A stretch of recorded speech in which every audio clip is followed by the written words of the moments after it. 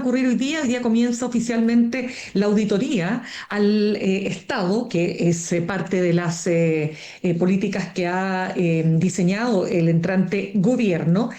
Por otro lado, la presión que se está ejerciendo respecto del alza de los combustibles y esta propuesta de eliminar el MEPCO, ¿no? Que es este mecanismo de estabilización del precio, cuestión que ya está generando varias respuestas y consecuencias también políticas, al punto que se ha llegado a decir que este va a ser el primer gran desafío de este gobierno.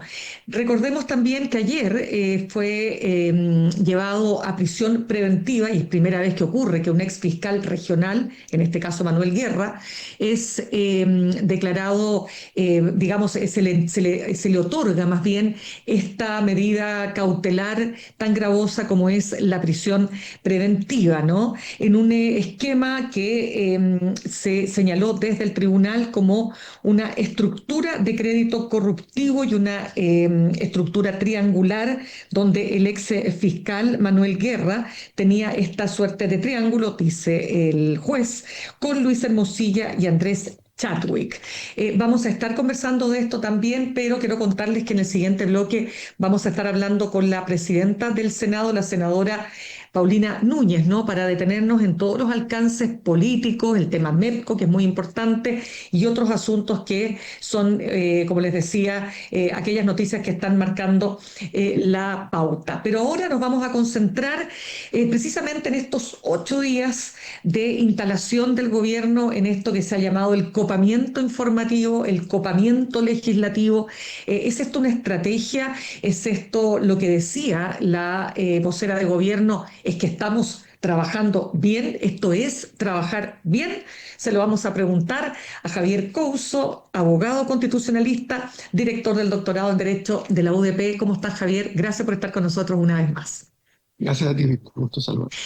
Javier, en estos días ha habido mucho comentario porque la cantidad de frentes que se han abierto son innumerables, ¿no? Algunos señalan que este es el manual Trump. ¿Qué piensas tú?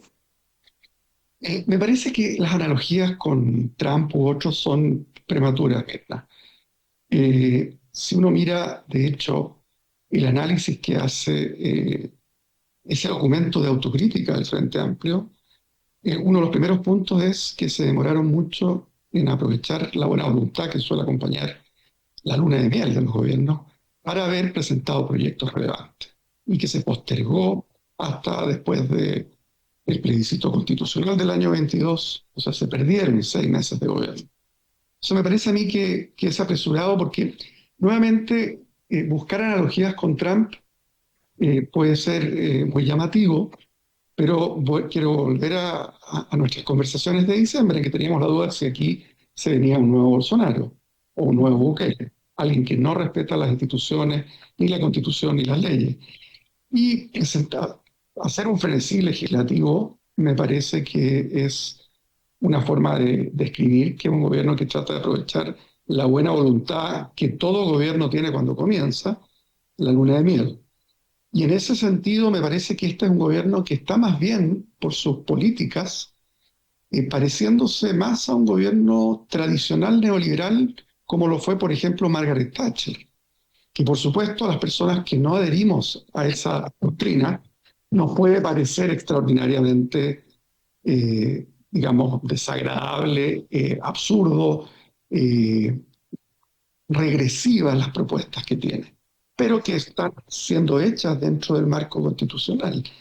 Entonces, en ese sentido, me parece que se equivoca la analogía con Trump, que es recordemos, un convicto condenado por la justicia norteamericana por los hechos del Capitolio hace más de 4 o 5 años atrás, que accede al gobierno insultando a la oposición.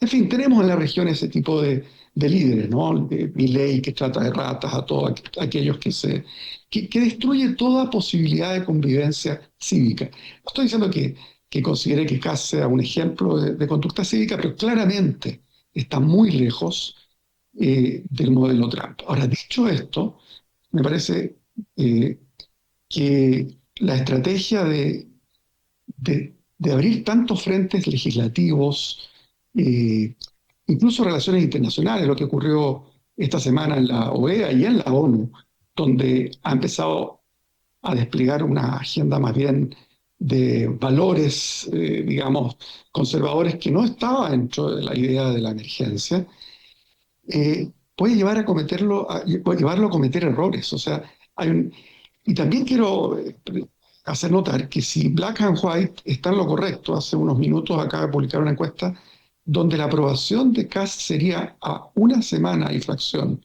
de haber asumido, igual a su desaprobación, 44%. Esto para un presidente que fue electo con el 58% es algo para tomarlo con cautela, particularmente cuando el ministro de Hacienda está mostrando una inflexibilidad, una suerte de ortodoxia neoliberal, que lo puede llevar a que un mecanismo como el que tú mencionabas para estabilizar los precios de los combustibles, que no es precisamente un mecanismo populista, simplemente busca graduar el impacto de un shock producto de una guerra petrolera, digamos, de una zona petrolera. Entonces me parece a mí que, insisto, para recapitular, la buena noticia es que no estamos ante un presidente que pase a llevar las instituciones, la constitución y las leyes, o que desacredite como traidores a los opositores, que es lo clásico del populismo autoritario, sino que estamos ante un presidente que digamos, que a mi juicio se parece mucho más al neoliberalismo ortodoxo clásico, digamos, de Margaret Thatcher, de Ronald Reagan. Ese tipo si tuviera que buscar una analogía, que por supuesto son siempre malas. Claro, lo que pasa es que desde el punto de vista comunicacional tiene elementos, porque Steve Bannon, ¿no es cierto?, el gran estratega político del primer gobierno de Trump, era el que ha sostenido esta política del inundar la zona, ¿no? Ta, ta, ta, ta, ta, ta, ta, cosa que marear al oponente, al adversario, dejarlo en el fondo knockout, tanto en lo legislativo como en este caso, ¿no es cierto?, en la prensa, porque además Steve Bannon sostiene que el principal enemigo no es tu adversario político, es llámese en el caso de Estados Unidos los demócratas. El principal enemigo son los medios y a ellos son los que hay que aturdir de alguna manera. Entonces, sí, en ese sentido tiene un parangón. Sí, nuevamente, bueno, entiendo cómo uno echa mano a los autores que han precedido, pero Trump, siguiendo a Bannon, es alguien que ataca vilmente a todos los periodistas. Yo no he visto al presidente o a su ministro del Interior o de la presidencia atacando a periodistas, como o Milei, es alguien que vilmente ataca a periodistas. Yo no quiero hacer una defensa, digamos, ciega de lo que hasta ahora ha mostrado este gobierno. Puede cambiar rápidamente la situación si es que se ve arrinconado y empieza, pero no veo hasta ahora el tipo Ujú. de actitudes liberales que temíamos mucho. ¿Te acuerdas? Hace unos meses planteamos, hay 50-50 chance y más bien esta baja, esta baja en la aprobación se corrobora la encuesta Black and White. Y en este momento tenemos una caída tan fuerte de la aprobación de alguien que es elegido con 58 y ahora está empatado con un 44% entre quienes aprueban y desaprueban su gobierno, ante, insisto, la falta de prudencia que implicaría una suba Ya. de los combustibles muy fuerte, porque esto no solo va a afectar al gremio de los camioneros, esto afecta a todo el aparato productivo, si finalmente hay Ujú. que movilizar la economía y eso es clave los combustibles en ese aspecto. Claro, déjame hacer entonces, entremos en el doble clic, Javier, de esta tesis que tú sostienes, ¿no? De que se trata de un gobierno neoliberal, lo dijiste, ¿no? De un poco siguiendo la línea del thatcherismo. Y te quiero preguntar, a ver, tú dices la actitud, no sé si dijiste como estricta, inflexible, pero busquemos ahí la forma para analizar a este ministro que ayer decía, el ministro de Hacienda, Jorge Quirós, yo no estoy aquí para ser simpático, ni para caerle bien a nadie. Eh, ¿Cuál es el alcance que eso tiene? Yo creo que Quirós tiene muy poca experiencia política. Uno de los problemas que lo sabíamos, o sea, no es alguien que haya estado, que tenga un recorrido político. En general, la idea de que los ministros de Hacienda tienen que ser, digamos, técnicos que tienen una gran formación en macroeconomía particularmente, y que con eso basta es una muy mala noción. O sea, uno de los mejores ministros de Hacienda del Reino Unido Gordon Brown era historiador, para dar una idea, era un político. Eh, el ministro de Hacienda de Clinton era abogado. O sea, a lo que voy es que hay que tener experiencia política y anunciar, repetir la frase que no está acá para ser simpático, puede ser una frase muy golpeadora, pero en definitiva lo que la gente va a preguntarse es si un mecanismo que fue consensuado en los últimos 15 años como el MEPCO y el Fondo de Estabilización de los precios del petróleo también. Todos esos mecanismos no fueron impuestos por presidentes populistas que buscaban ser simpáticos o por ministros de Economía que los impulsaron que buscaban ser simpáticos. Son mecanismos eminentemente técnicos también, que buscan que el impacto de un shock, del aumento de un precio de un insumo clave para la economía chilena y que tenemos que importar, como el petróleo, sea gradual. O sea, no hay nada particularmente populista en eso. Entonces me parece que estas frases no descarto que tenga que echarte atrás.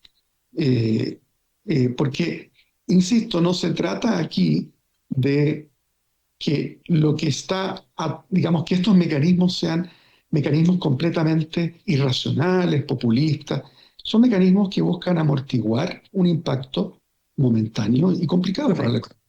Sí, vamos al tema legislativo, Javier. En lo legislativo, bueno, a ver, hablemos primero en lo administrativo. Se retiran estos decretos, entre ellos los 43 decretos, que quiero hacer un alcance aquí, Javier. Mucho se hace énfasis hoy día, ya, ok, devolvió el decreto por la ranita de Darwin, pero en realidad lo más importante acá es cuando dice José Antonio Caz que en realidad aquí no hay nada, digamos, urgente, que estos no son los temas urgentes son seguridad, migración, economía. Pero resulta que entre los decretos que se retiraron están aquellos que regulan, por ejemplo, las emisiones de las termoeléctricas, el plomo, ¿no es cierto?, en la atmósfera, etcétera. Entonces, hay aquí, te pregunto, en los decretos, luego el tema, para qué hablar de los indultos, todo lo que es el plan de reconstrucción nacional, que en el fondo es una reforma tributaria. ¿Dirías tú que hay una restauración, hay una gestión restauradora que de alguna manera quiere pasar la planadora de lo que es el gobierno pasado? Por supuesto, yo creo que, insisto, es un gobierno a la Thatcher o a la Reagan, buscaban justamente borrar mucho lo que había hecho la administración demócrata de Carter, que era más bien progresista comparada con la de Reagan, y los socialdemócratas británicos, el Partido Laborista británico, en el caso de Thatcher. A mí me parece, Mirna, que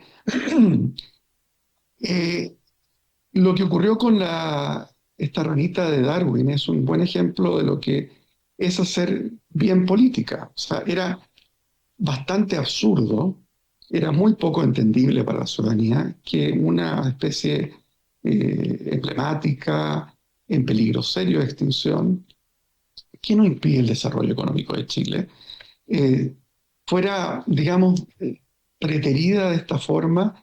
Y yo creo que el reinstalar eso probablemente va a ocurrir con otros decretos. Yo creo que fue, por supuesto que fue una alarma ver que cuestiones importantes como las que menciona sobre eh, políticas ambientales cruciales eh, aparecieran siendo congeladas cuando no quedaba muy claro qué relación tenía eso con la emergencia económica. En ese Claro. sentido, no me Ujú. sorprendería que no sea el primer decreto que luego de ser revisado, analizado, sea repuesto. Pero termino con esto, Mirna, respecto a este tema. Ujú. Me da la impresión, también llama la atención, y yo creo que la ciudadanía tiene derecho a saber por qué decretos que dormían en la Contraloría desde el año 23, si es efectivo que estaban ya en proceso de toma de razón, a marzo del 26 no estaban concluido su tramitación administrativa. Cuando tomó un día luego, cuando se repuso el decreto de la ranita Darwin, en ser tomado razón. Entonces, a mí me parece que hay bastante, y esto lo vinculo a otro tema que no mencionamos, que es este jueguito un poco absurdo de que el gobierno quiere interpelar a sus propios ministros. Eso. Eso puede ser un boomerang. ¿Qué impide que empiece la oposición en ese momento a preguntarle al ministro de Hacienda no sobre cosas del gobierno que pasó, si a la ciudadanía le interesa lo que viene? Y empiezan a preguntar sobre el MESCO, o sea, sobre qué, o cuál es la política para evitar que el impacto de la guerra en el Medio Oriente se traduzca en una presión inflacionaria muy insostenible.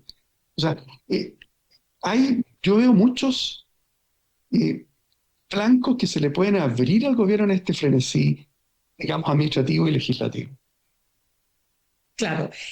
A ver, un punto solo para cerrar el tema que tú señalabas, ¿no? Que detrás de todo ministro de Hacienda se necesita un buen político. Y uno diría que Mario Marcel lo es.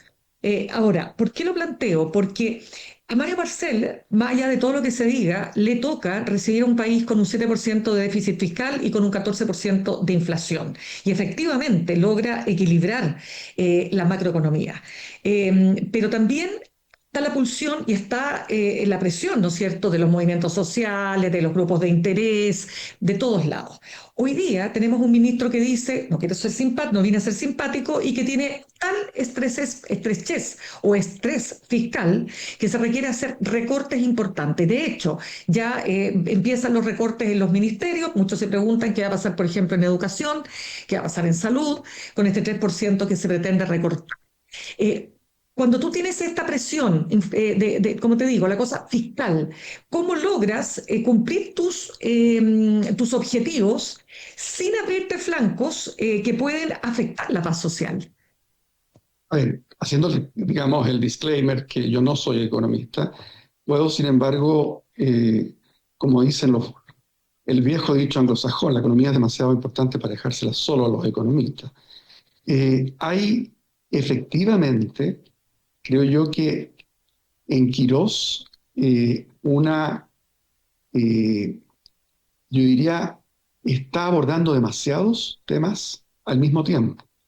Se da la paradoja de que Chile, para todos los observadores internacionales, no estaba en una situación de crisis económica seria, como muchos países del mundo. Y el gobierno, particularmente Quirós, planteó que estábamos en una crisis, que el país se caía a pedazos. Lo irónico es que la guerra de Irán está generando una situación que, si bien todavía no sabemos cuánto va a durar ni el efecto que va a tener, sí podría traducirse en una crisis, pero no la que se exageraba. Y entonces, en ese contexto, la pregunta es si se está tomando un buen diagnóstico, si este es el momento para avanzar en un recorte, eh, si este es el momento para hacerlo, si se ha pensado bien qué significa un corte de 3%, que puede parecer pequeño en el papel, pero que puede tener efectos muy complicados. Esto sí lo han planteado algunos economistas. Me da la impresión de que está dialogando poco el ministro de Hacienda con los economistas de la plaza. Tenemos muy buenos economistas en Chile y me da la impresión de que aquí tenemos a alguien que pareciera estar tomando la postura que tomaron Milei y sus economistas, digamos, donde sí había una crisis catastrófica. Y como tú muy bien dices, el ministro de Hacienda, Marcel, en silencio, eh, sin haber sido aparatoso, tomó un país que 14%, hay que tomar el peso que fue una inflación del 14% anual, se podía fácilmente arrancar a un 20%, y ahí sí que entrábamos en problemas. Haber entregado el país con una inflación del 4%, esto lo ha bajado del 14 al 4, sin haber detenido la economía. Se entregó una economía con un 2,5%, un promedio de 2%, que, si bien no es glorioso, es algo que habla de un país que todavía estaba en la proyección, lo que es su potencial tendencial, como llaman los economistas. Entonces, me parece a mí que, insisto, parte de la política de ser un ministro de Hacienda que entienda de políticas, que tiene que explicar el sentido de lo que está haciendo. No bastan slogans como que no llegó aquí para ser simpático. No, bueno, eso estamos de acuerdo que es parte de los grandes desafíos que va a tener este gabinete, que en su mayoría no son personas que tengan experiencia política. Vamos ahora a lo último que yo planteaba al comienzo respecto de lo que ha pasado con Manuel Guerra. Esta es primera vez que un ex fiscal regional queda en prisión preventiva, ¿no?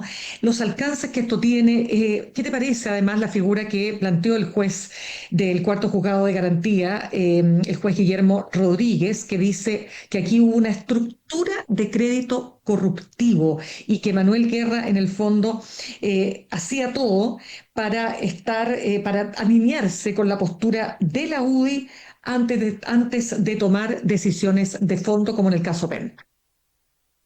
Esto es gravísimo. Tener a un fiscal regional en prisión preventiva, acusado de cohecho, prevaricación, que son, yo diría, el delito funcionario más grave que puede cometer un juez o un fiscal es la prevaricación, que básicamente es distorsionar su rol esencial, que es imparcialmente perseguir, hacer justicia, en el caso del Ministerio Público, de los fiscales buscando acreditar que alguien ha cometido un delito, y en el caso de un juez, por supuesto, fallando conforme a derecho.